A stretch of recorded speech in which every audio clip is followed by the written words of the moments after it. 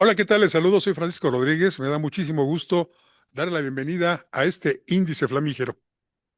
Hoy contamos con la presencia, nuevamente, lo cual agradezco, del periodista, analista, comentarista Osvaldo Villaseñor, periodista sinaloense que pues es referencia para medios de comunicación de México y de todo el mundo para que nos comente qué es lo que está sucediendo realmente en esta situación que ha puesto en riesgo las relaciones diplomáticas, políticas, económicas entre México y Estados Unidos en torno a un solo personaje, Rubén Rocha Moya. Don Osvaldo, bienvenido. Qué gusto verle nuevamente. Muy buen día, don Paco. Un placer siempre estar con usted y con su amplio auditorio. Muchas gracias. ¿Qué ha pasado en Sinaloa? Nos hemos enterado, por supuesto, pero usted que está ahí, ¿qué ha pasado en Sinaloa entre los sinaloenses en estos últimos ya más de 2 meses a partir de que Rubén Rocha Moya pidió licencia al cargo de gobernador? Bueno, don Paco, tendríamos que decir que ha pasado todo y no ha pasado nada, porque la verdad que esta frase engloba muy bien la realidad que vive Sinaloa. Decimos ha pasado todo porque nos hemos enterado de muchas cosas que están relacionadas con el actuar precisamente del gobierno de Rubén Rocha, no solamente en la parte administrativa de su gobierno, sino también en todo lo que conlleva la acusación que priva en Estados Unidos sobre supuestas ligas con una de las facciones del cártel de Sinaloa. Y decimos que ha pasado de todo porque pues ha habido mensajes de la propia delincuencia, como cuando balearon su casa, una de sus casas. Ha habido mensajes, incluso decimos nosotros, internos del propio gobierno, cuando filtraron toda esta corrupción o supuesta corrupción que se anida en el gobierno de Rubén Rocha, más de 3.400 millones de pesos que andan volando. Cuando se ha filtrado mucha información, pero también ha habido una respuesta social también de rechazo a la impunidad de la que está gozando actualmente Rubén Rocha. Y a pesar de todo eso, no ha pasado nada. El gobierno federal sigue con un proteccionismo que la única manera de entenderlo es que se trata solo de Rubén Rocha, sino que Rubén Rocha es solamente el engranaje, ahora sí, de una cadena mucho más larga, ¿no? Que puede llevar hasta Palenque, hasta Andrés Manuel, porque de otra manera no se entiende. Cuando una cadena se troza, pues quitas un eslabón y no, la cadena se vuelve a pegar y queda en perfecto estado. Pero aquí no han podido quitar un eslabón de esa cadena.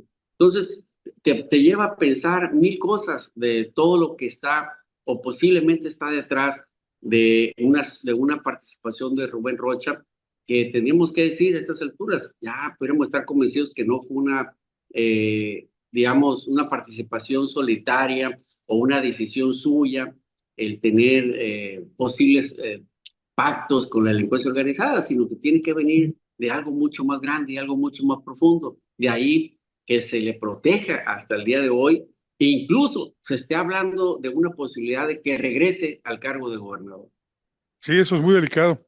La última ocasión que platicamos usted y yo a través de este espacio, si mal no recuerdo, usted culminaba su intervención con la pregunta que recorre todo Sinaloa, todos los municipios de Sinaloa.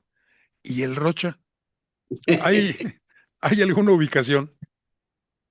Rubén Rocha está aquí en Sinaloa y siempre lo hemos dicho, está en su casa, seguramente algunos días lo cambian de posición, pero podríamos decir que está en su casa aquí en la isla Musala, porque aun cuando la presidenta Sheinbaum recientemente lo dijo, no le estamos brindando protección federal. Lo cierto es que muchos medios de comunicación locales y que incluso tienen filiales nacionales pues publicaron todas las patrullas del ejército que están afuera de la privada donde iba Rubén Rocha, ¿no?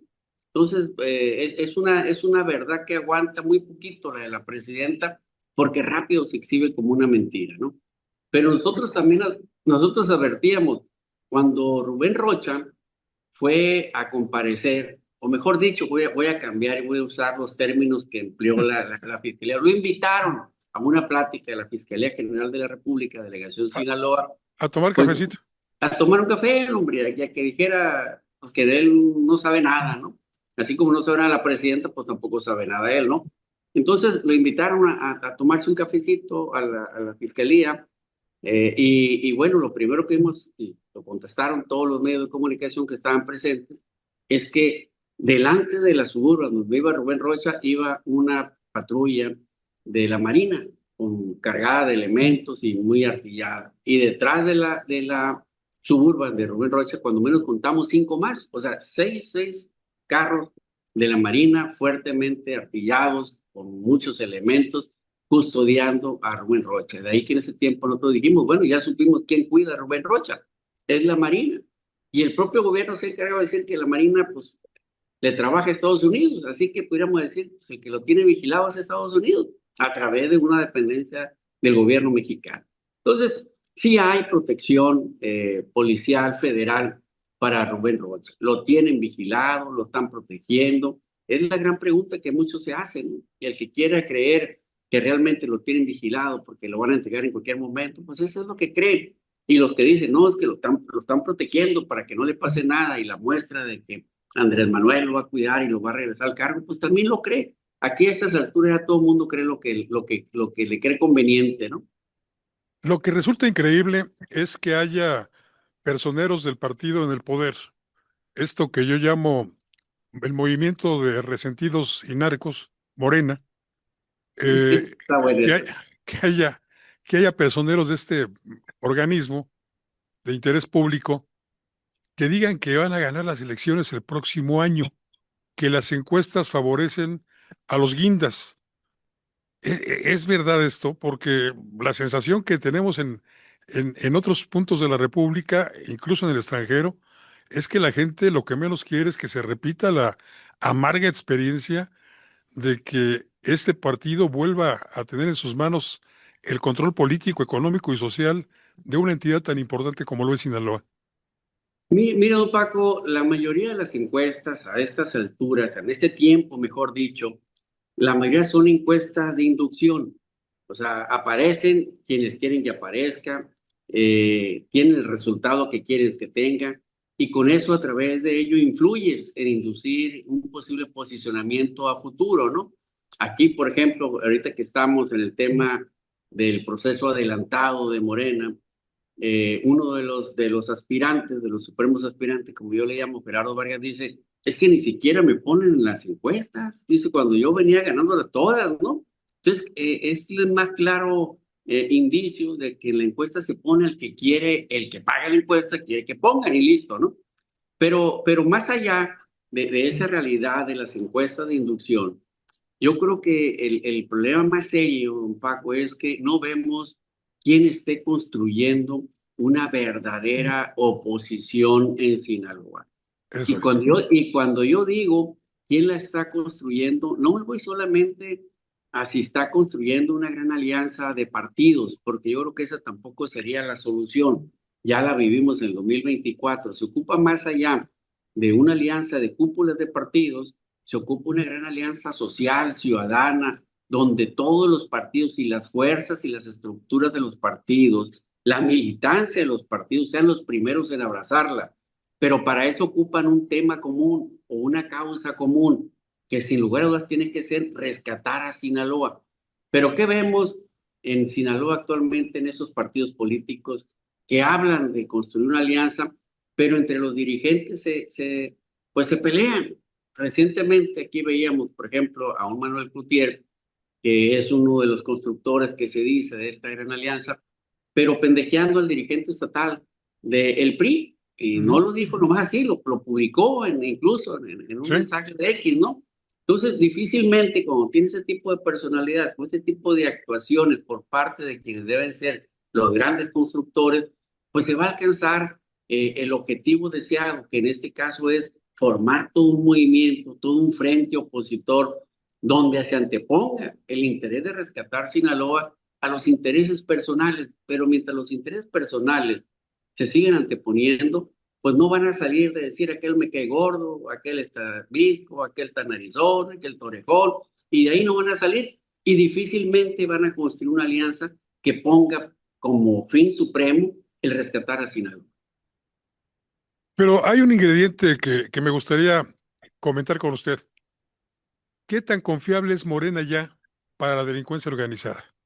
Si bien en el 2021 hubo esta alianza evidente, documentada en medios nacionales e internacionales, no escuchada en Palacio Nacional, ahí no la han visto, no saben de ella, pero está en los medios. Todo lo que sucedió en este pacto que establecieron los morenistas con los delincuentes, al menos con la fracción de los Chapitos. ¿Qué tan confiable es Morena ahora para la delincuencia organizada si ven que Morena está en la mira del gobierno de los Estados Unidos precisamente por esa intolerable alianza, como la calificó la Casa Blanca? Yo le dijera, don Paco, que no es confiable ni para los narcos Morena, ni para una gran parte de la sociedad sinaloense, e Claro. incluso me atrevería a decir, ni para la sociedad mexicana, una gran parte, ¿no? El gran problema es que mientras no haya un verdadero combate a la impunidad, mientras no haya una verdadera organización que pueda enfrentarla, pues al final de cuentas los intereses se pueden anteponer incluso a lo que uno desea o a lo que uno piensa o al nivel de confianza que puede existir. Pero contesto de manera muy puntual su pregunta. ¿Qué tan confiable es para los cárteles? Yo le dijera que más allá de la confianza que puedan tener, que a lo mejor está resquebrajada, pero los intereses los unen, tendríamos que ver dos mensajes que ya nos dio la delincuencia en Sinaloa. Miren, hubo una elección para elegir, valga la redundancia, al líder del sindicato del ayuntamiento de Culiacán, Ujú. y esta elección se vio inmersa en hechos de violencia. Primeramente, se bajan algunos de los candidatos por parte de delincuentes que apoyaban a ciertos candidatos. Después, se atenta contra dos diputados que tenían que ver con la elección de este sindicato. Me refiero a Eli Montoya, hija de un eterno líder del sindicato del Ayuntamiento de Culiacán, de Sergio Torres, que tiene influencia también en ese sindicato porque fue dirigente y buscaba mantener sus influencias. Dos atentados, Eli Montoya la libró, Sergio Torres pues sigue postrado todavía, ¿no? Como consecuencia de los balazos que recibió en la cabeza. Pero luego entonces el candidato que ganó, primeramente le balearon su casa al día siguiente, le dijeron bájate. Y cuando ya estaba a punto de tomar protesta un día antes, lo matan. Entonces dejó un muerto y dos heridos de gravedad en ese tiempo y una seña muy inequívoca de que los grupos estaban jugando, ¿no? Los grupos del narco en Sinaloa. Luego después en Culiacán hubo otra elección para síndicos municipales. Dejó un muerto también, pero dejó varias sindicaturas sin candidatos porque no se pudieron poner de acuerdo unos bajaban a unos y otro grupo bajaba al otro y quedó sin candidatos. Y luego hubo otros donde el grado de influencia de un grupo pues, fue el que puso el candidato, pero no fue la ciudadanía, no fue el gobierno quien pudo garantizar que esta elección de síndicos municipales pudiera transcurrir de una forma organizada, de una forma en que el ciudadano fuera el gran elector. Entonces, las mismas facciones se tienen desconfianza. Entonces, imagínense que lleguemos así a la elección del 2027 donde un grupo no avale la candidatura de un personaje y el otro no avale la otra, pues entonces van a ser un alto riesgo para quienes figuren como candidatos si el gobierno federal no pone orden, como dice también don Paco Ramírez, orden en la casa, ¿no? Tienen que poner orden en la casa para poder garantizar que va a haber elecciones donde la voluntad del ciudadano se pueda respetar. Yo no lo veo, pero bueno, ojalá y se dé. Bueno, yo Ojalá. creo que todos lo deseamos, ¿no? Yo creo que Sí, todos claro. deseamos que haya orden, todos deseamos que se restablezca la parte de la institucionalidad democrática que debe tener el Estado mexicano y creo que es la máxima aspiración. Para muchos, ¿de quién depende o en qué basan esta aspiración, don Paco? Pues de lo que puede hacer Donald Trump, de lo que está haciendo para combatir a los cárteles, de lo que está haciendo para combatir a la narcopolítica, a los narcoempresarios. Pero aún así, tendríamos que decir que estamos muy lejos del estatus que quisiéramos tener todos los ciudadanos sinaloenses y mexicanos. Pero el que tiene la responsabilidad constitucional y que no puede decir, escapo de ella porque no quiero, es la presidenta de la República, es el gobierno federal. quien tiene la responsabilidad exclusiva de garantizar paz y seguridad, vida y patrimonio de los mexicanos, de sus gobernados, es el gobierno federal. Eso ya no lo tenemos los ciudadanos en la Constitución, que antes decía, bueno, si no te cuida el Estado, cuídate tú, te puedes tener armas para que te defiendas. Pues no lo tenemos. Ahorita esa es una responsabilidad exclusiva del Estado mexicano y debe ser Claudia Sheinbaum quien nos garantice a todos los mexicanos que podamos tener esa seguridad y esa tranquilidad en nuestras casas y en nuestras vidas. Por eso la desconfianza en Morena. Por eso hay por lo menos tres ejemplos de la desconfianza que hay ya en quienes yo llamo los cuatroteros. En primer lugar, el secuestro, abducción, entrega de el Mayo Zambada a las autoridades estadounidenses. Desconfianza al Poder Judicial de México. Ruptura de un pacto, tal vez. En segundo lugar, la entrega de cuando menos el general Mérida, motu propio, en Arizona, en la entrada a Arizona, y ahora ya en Nueva York, declarando todo lo que sabe y debe saber mucho. Pero en tercer lugar también el temor que existe en Palacio Nacional de que Rocha Moya, sabiendo que en México tiene escaso futuro, pues mejor decida entregarse a Estados Unidos y obtener mejores condiciones en su muy probable, muy posible encarcelamiento. Ya no hay confianza en Morena ni entre los delincuentes. Y obviamente, como usted bien dice, don Osvaldo, esa confianza la ha ido perdiendo de manera rapidísima entre el resto de la población. Fíjese, don Paco, yo le agregaría un caso más que hoy A ver, está siendo difundido ampliamente, una nueva audio o grabación de Marina del Pilar, la gobernadora de Baja California, sí, lo quien, escuché bueno, ayer. ahora sí no queda duda, ¿no?, de que está buscando cómo negociar con la autoridad de Estados Unidos. Entonces, yo creo que sí hay una gran desconfianza en lo macro, incluso al interior de Morena y entre los propios morenistas, ¿no? Eso es que está viéndose palpable.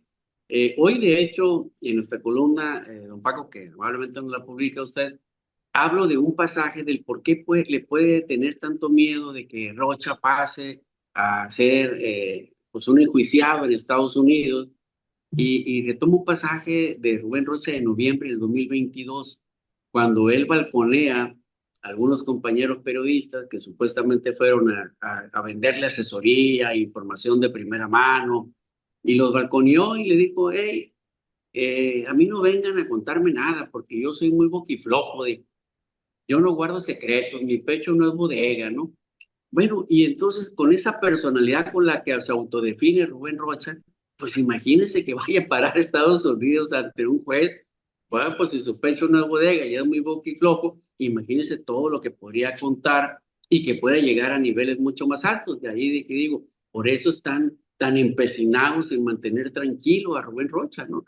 De que no se le vaya a ocurrir o pasar por su mente de que aquí lo puedan traicionar y que decía, no, pues mejor me voy a ir a Estados Unidos a ponerme a salvo, a poner a salvo a mi familia, a negociar impunidad o una condena más baja a cambio de contar todo lo que sé, porque si su pecho no es bodega y es muy boquiflojo, pues con mucha facilidad lo va a contar.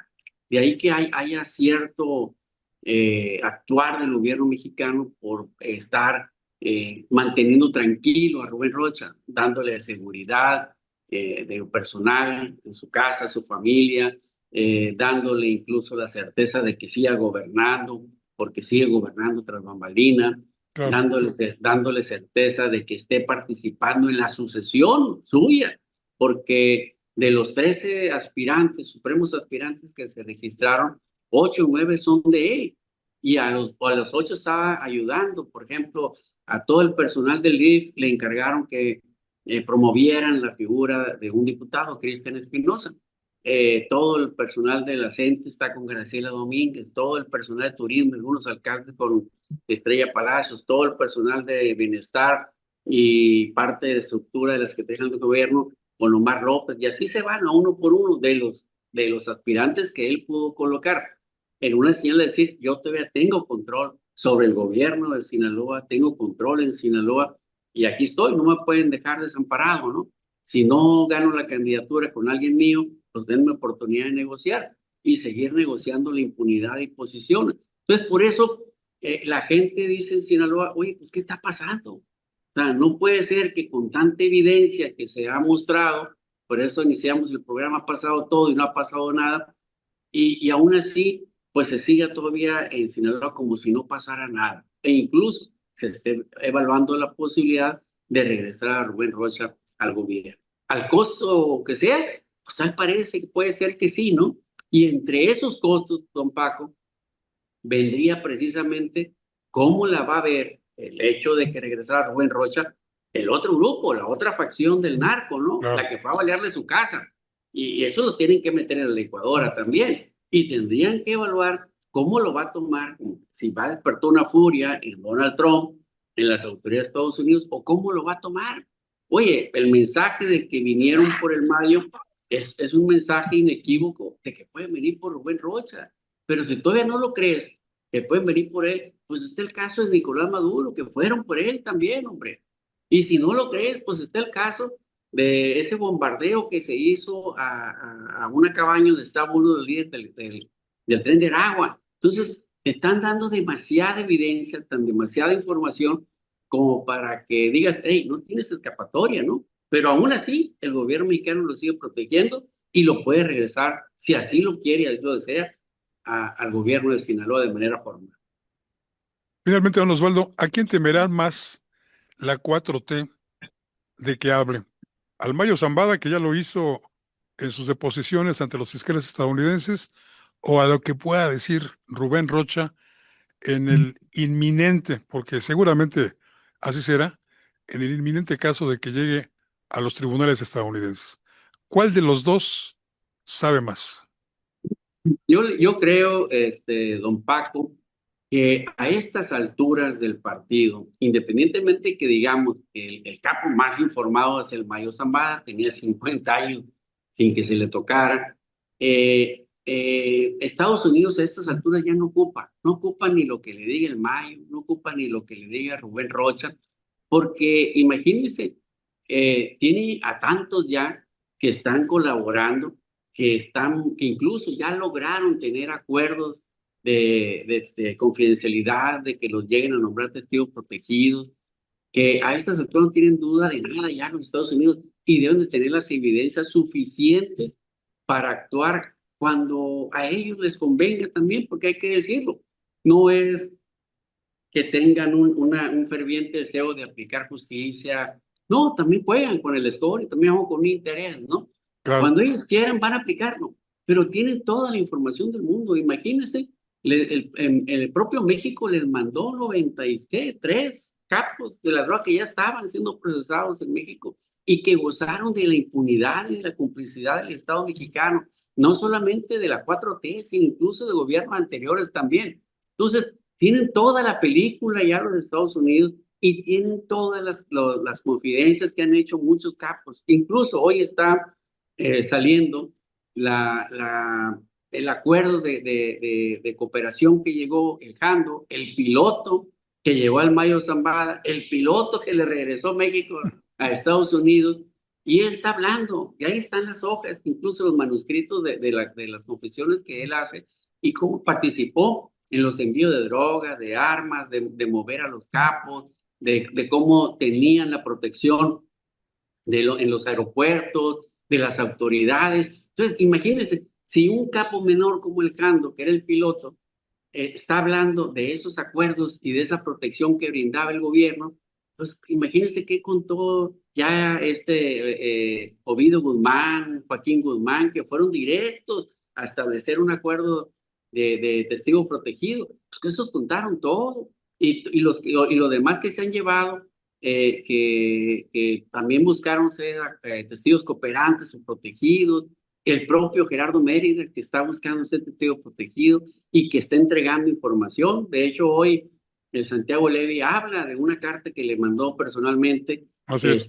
Gerardo Mérida, y donde le cuenta toda la relación que tiene que ver Rocha y Andrés Manuel López Obrador en este conflicto. Entonces, hay mucha información que ya tienen las autoridades estadounidenses. ¿Cuándo la van a aplicar? Bueno, pues apenas ellos saben también, ¿no?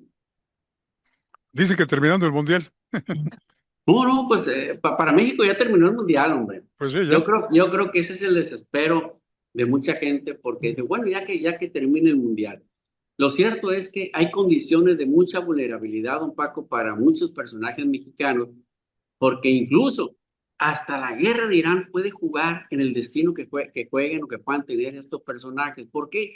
Porque Donald Trump va a ocupar de un triunfo rápido para poder equilibrar una derrota, un triunfo rápido en Irán o una derrota en Irán.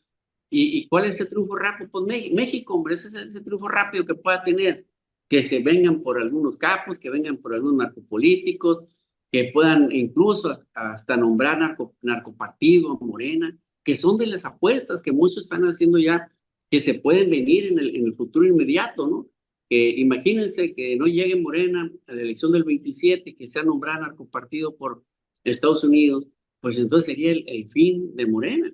Entonces todo eso está en Totalmente. la licuadora, todo está en los escenarios hipotéticos que puedan suceder y que muchos están evaluando y muchos empiezan a hacer sus apuestas de probabilidad que pueda pasar o que pueda suceder este tipo de escenarios, ¿no? Tiene usted razón. Con Ronald Reagan, el mundo vivió el Irán Contras. Con Así Donald es, Trump, bien podríamos vivir el Irán Narcos. así es. Don Osvaldo, muchas gracias.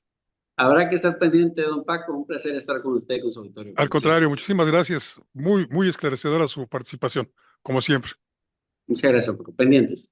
Y gracias a usted que nos acompañó. Soy Francisco Rodríguez, le agradezco mucho su atención y lo invito para que nos acompañe la próxima semana en otro índice político.